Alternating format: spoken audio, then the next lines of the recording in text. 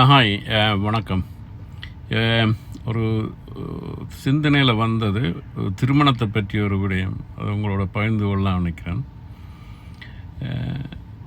ஒரு திருமணத்தில் முதலிரவுக்கு முகூர்த்தம் பார்க்குறதுக்கு நாள், நட்சத்திரம், நேரம் எல்லாம் பார்ப்பாங்க. அதுதான் முதலிரவு நடத்துவாங்க. ஆனால் அது பார்க்குறவருக்கு பிள்ளை பிறக்கிற நேரத்தையோ நாளையோ கணிக்க முடியாது.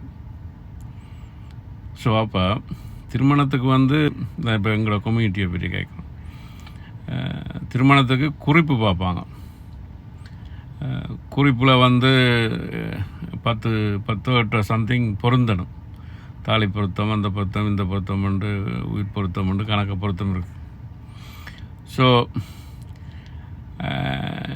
அப்படி குறிப்பு பொருத்தம் பார்த்து பொருந்தாமல் செவ்வாய் குற்றம் இருக்குன்னு சொல்லி நிறைய பெண்கள் திருமணமாகாமல் இருக்குது. நிறைய வயசாகியும் அதுக்கேற்ற ஒரு செவ்வாய் குற்றம் உள்ள மாப்பிள்ளை வேணும், குறிப்புக்கு பொருத்தமான மாப்பிள்ளை இல்லைன்னு கணவர் இருக்கிறான். இப்படி எல்லாம் பார்த்து திருமணம் செய்தும் அந்த திருமணம் நீண்ட காலத்துக்கு இருக்கான்றதும் அதுவும் கேள்விக்குரியதான் இருக்குது. அப்போ என்னை பொறுத்தவரையில் இந்த குறிப்பு பார்க்குறத விட 2 பேர்ட்ட பிளட் டெஸ்ட்டை பார்க்குறது இன்னும் சிறப்பாக இருக்கும்னு நினைக்கிறேன். ஸோ அதில் நிறைய என்ன வருத்தம் இருக்குது, என்ன இது பிற்காலத்துக்கு எவ்வளோ காலம் வாழ்வாங்க, வாழ மாட்டாங்கன்னு கணப்பிரச்சனைகள் அது தெரிய வரும். ஸோ அதை விட முக்கியமாக இந்த குறிப்பு பார்க்குறத விட 2 பேரும் உடல் உறவில் ஈடுபடாமல் கொஞ்ச நாள் பழகி பார்க்கணும். ஆனால் இப்போ கொஞ்ச நாளைக்குள்ள 2-3 கிழமை பழகி சரி வராது. என்னென்னா 2 பேர்ட்ட உண்மையான தன்மையும் வெளிப்படுத்த மாட்டாங்க.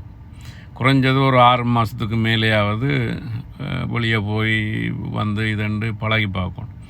பார்த்து தான் உண்மையான குணங்கள் நிறைய இருக்குது. திருமணம்ன்றது ஓகே, உடல் உறவு சரி 2 பேருக்கும் அப்படியும் ஒத்து போகும்னு சொல்லலாம். அதை விட நிறைய பிரச்சனைகள் இருக்குது. முக்கியமாக க்ளீன்.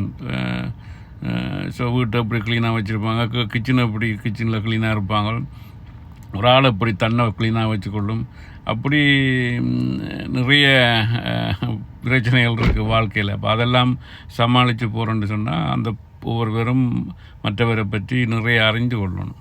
அப்போ தான் இது லாங் ரன்னுக்கு ஓகேயா இல்லையான்னு தெரியும்.